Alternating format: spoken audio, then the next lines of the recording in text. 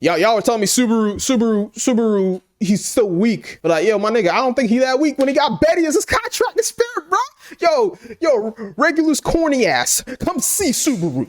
Hey, yo, the apostle of gluttony, come see him. We got something for y'all. We got something for you. The black snake, is that what the one called? That one great spirit beast that Daphne created? Come see him. He's got y'all now. Yeah, we got that. Betty's got her Al Shamak, my nigga. Y'all got nothing for that. Y'all got nothing on that. Ooh, welcome back to the channel. It's Bojangle. All right, so we back again. And if y'all haven't watched, we concluded ReZero. We caught up with ReZero yesterday. And yeah, it was pretty good. I liked it. I enjoyed it. I enjoyed it for the ride. In terms of isekais, what I consider one of my favorite isekais out there, I don't even watch many isekai anime in general. Like I read most isekais. I don't watch a lot of isekais. But in terms of how it is structured and how it goes about its way to try and make it as realistic as possible, it's definitely the most interesting isekai out there. And I think a lot of people aren't gonna like it because that's not what isekais generally are. Because like a lot of isekais are main characters super overpowered. Almost everything works in his favor, and also they don't really go through dramatic character growth and progression like Subaru did. I mean, you gotta talk about, dude went from being basically a loser who thought that he was going into isekai world where it's gonna be just like how I described it, but then it's like, oh shit, this is really real. Like, yo, I could really die. Like, yo, and one of the things is also him not being knowledgeable of a lot of stuff actually bit him in the ass, unlike other isekais where the main character has no idea about how that world works. And then they're just able to go through that world without no issues. Like, think about it. That's like you or me going to like Mexico or like, I don't know, like France or someplace and trying to go through there like we're in America. Like, we will probably end up dead because their customs there are completely different than what they are here. And that's definitely one of the biggest realistic takes that I see on it. So before we go extrapolate even further, let's go through the last 2 episodes of season 2.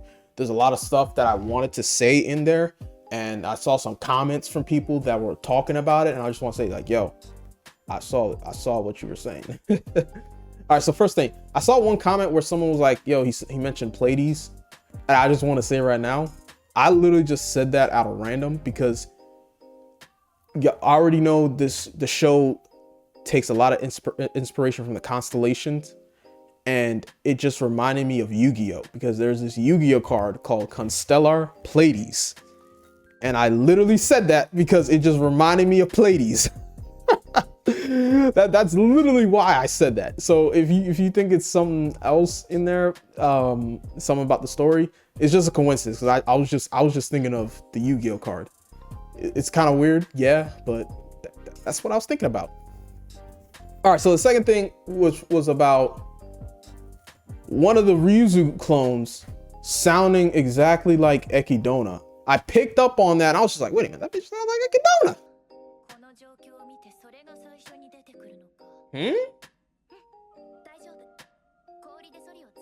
That sound like Echidna. Yo, was that Echidna? At first, like, I had to go back in the scene and rewatch that scene just to make sure. At first, I thought it was like a monologue, like somewhere out there.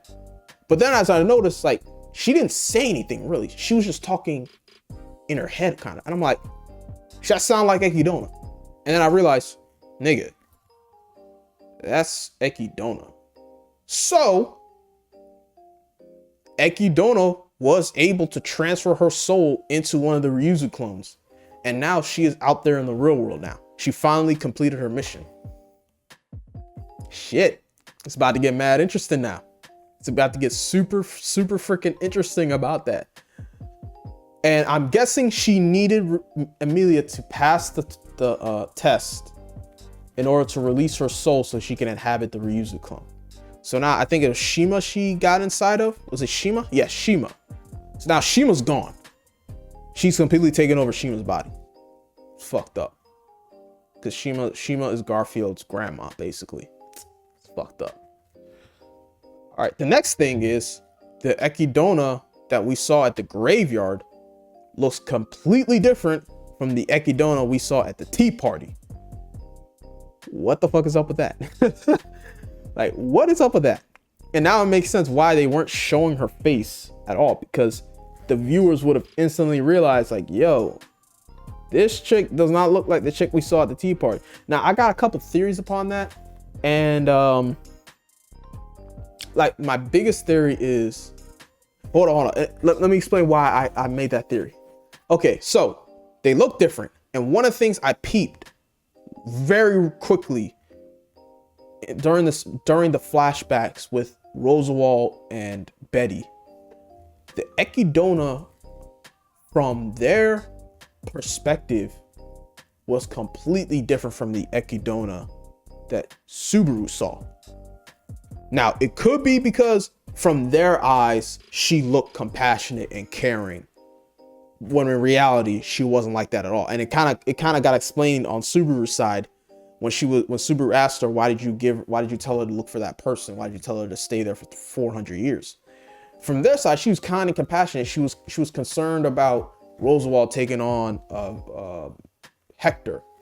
Like, she told Betty to live her life and all that stuff. Like, she really sounded like a compassionate person. But when you go into her at the tea party, she's callous, she's sociopathic, she has no empathy for others, and she's just all about knowledge without caring about how it affects other people, because she only cares about a goal. Now, it could be because her personality changed after those 400 years being in solitary with her soul taken out. Could be. Or there are two Echidnas, and the one in the graveyard is actually dead, but the one that took over Shima is another Echidna.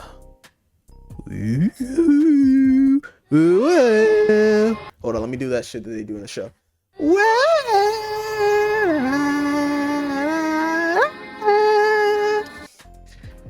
Yeah.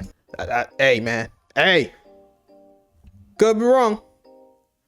I could be wrong, but that's my theory. I'm gonna run with that theory from now on.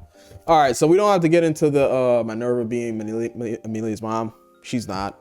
It just doesn't make sense unless there's some super crazy circumstance that Tappe is going to be able to use in order to make that work. I don't know.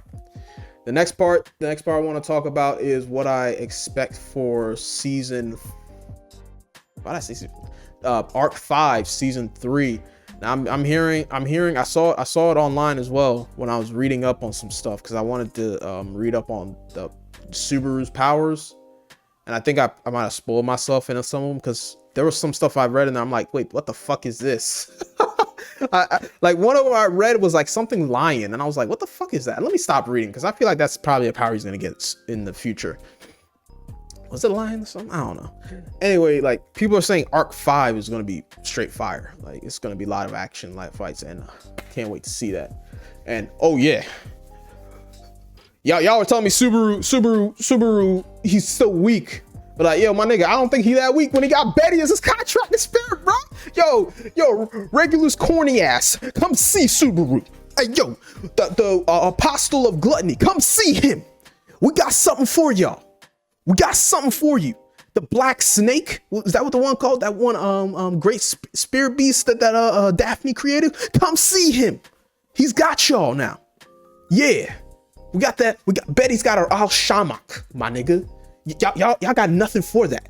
Y'all got nothing on that. She can discombobulate you, make you think like you're something else, and then you just start eating yourself or killing yourself, bro. Yeah. Yo, come see Subaru now, bro. I'm ready to see this man take on some dudes, bro. I'm ready for it. I'm ready. Come see him.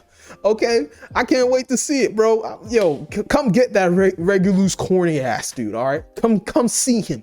All right, we got what else we got? Pandora. We don't know what's going on with Pandora. Is she the big bad in the entire show? I'm guessing she is the big bad because she's probably the most overpowered witch I've ever seen in my life. Like this chick's mad overpowered. It's crazy right now. We gotta get Rem back awake. Hopefully Rem comes back awake and there's no like memory loss or no bullshit like that. Like, and he can have his two waifus with him, and then everybody be happily ever after. You know what I'm saying, man? You know what I'm saying? We got the royal selection. Royal selection is like completely on the back burner. I don't even know what's going on here. Oh man, I have no idea. I have no idea what's going on here. All right, so all that's gone. All right, let's get into what I like the most about season 2 is they have removed Amelia as the boring, typical female character that is all emotional, is all about painting herself as the victim, always self-deprecating. Now she's finally like, man, screw all that shit. I'm that bitch. I'm that bitch. And now she's taking everything head first, and I fucking love it. No more of her crying and complaining and being timid. And that was one of the things that really rubbed me the wrong way in that royal selection. Like, she was not ready for it, bro. She wasn't ready for it. She was afraid to assert herself. And when you're in that type of situation, when you're trying to rule a nation, girl, you can't be timid and meek and weak. You gotta tell them what it is. You gotta get your shit off. Say it with your chest. And I love that. And then the other part that I absolutely love is how, yes, Subaru's character grew a lot, but they're like, oh no, he can grow more. Like, he can become even better. And then it was something that I didn't think about until we got to that point where he met Satella, and that, fam, you are so quick to end your life that you don't even know the ramifications that could happen to everyone else around you. And I'm just like, damn, that is deep. It's so deep. Because we always see that in shonen, where the main character just jumps into the fray and everybody's like, yo, what are you doing? That was crazy. That's super crazy. And the dude always somehow lives in the end, and everybody's like, yo, you could have died. Like, what were you doing? You could have died. It's like, yo, I did it for y'all. This is what I did for. And at the moment, like, you think, oh, that's so noble and so endearing. Like, my nigga, that is one of the most selfish, narcissistic, and vain things you could ever do, because you don't even realize what your death could impact everyone else around you. Like, everyone else around you is gonna feel like shit. And the trial that showed the events happening after he dies, I was like, damn,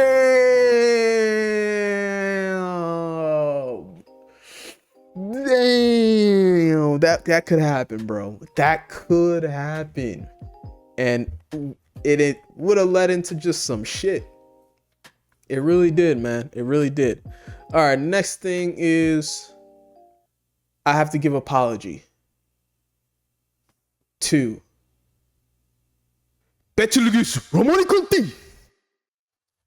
Yo, he's crazy. He's absolutely nuts. He's absolutely crazy. But like, fam, like this dude's mind got broken. He was not in a mental state to even like function properly. That was so fucked up. Oh, bruh. It was so messed up. This is probably the only, it's one of the few shows where you actually end up feeling bad for one of the main antagonists in a previous season. Once you get context to how their life was, you sit there and go like, damn, he got screwed over. Now, that doesn't mean he's absolved from what he did. It doesn't mean any of that. But damn, that's tough. Really tough, bro. So that's the only apology I give him. Like, yo, I feel bad for you, bro. I feel that. All right, so what's my biggest lessons in this show? YOLO. You shouldn't let a book tell you how to live your life. You should always develop your own type of personality, your own type of individuality, and you shouldn't be afraid to go out there and be you. Also, you shouldn't let past insecurities take over and let you be afraid to accept your past, accept what you become. Also, you shouldn't always be going out there to recklessly endanger your life when there are certain ways you can go about it to save your life. That's one of the biggest things I got from it is damn. And it impacted, it's crazy how a lot of those stuff really revolved around every single character in the show. And it always comes full circle. And now their bond's even stronger now, and they've gotten stronger in terms of manpower as well. Now you got Garfield with you. You got Otto's smarts and merchant skills. You got Ryuzu's wisdom now. You've got what's her name? Frederica now on your side. And now you got Roswell finally fully being on the side without using ulterior motives. So now you got a squad, an official squad for Amelia's group. Y'all niggas keep calling her EMT. I like that. I like that. EMT. I like that, bro. I like that. So yeah, that's really all I gotta say about season 2. Pretty good. I enjoyed it. Who knows when season 3 is coming out? Who knows? I don't. Can't wait to see how it pans out. What happens? Like what other stuff goes on? What other big fights we're gonna see? Can't wait to see it. So, without further ado, we're signing out of here. Let me know what you thought about season 2. Let me know about some stuff that you want to add in there that can give more context to a lot of stuff on here. Maybe there's some stuff that I missed that you want to let me know about. Let me know. I think people are saying that there's a what if series. Just give me in the comments like where I can find that so I can look it up and add it to my list. And yeah, we done here, man. We done. So without further ado, signing out. This is Bojangles. Peace.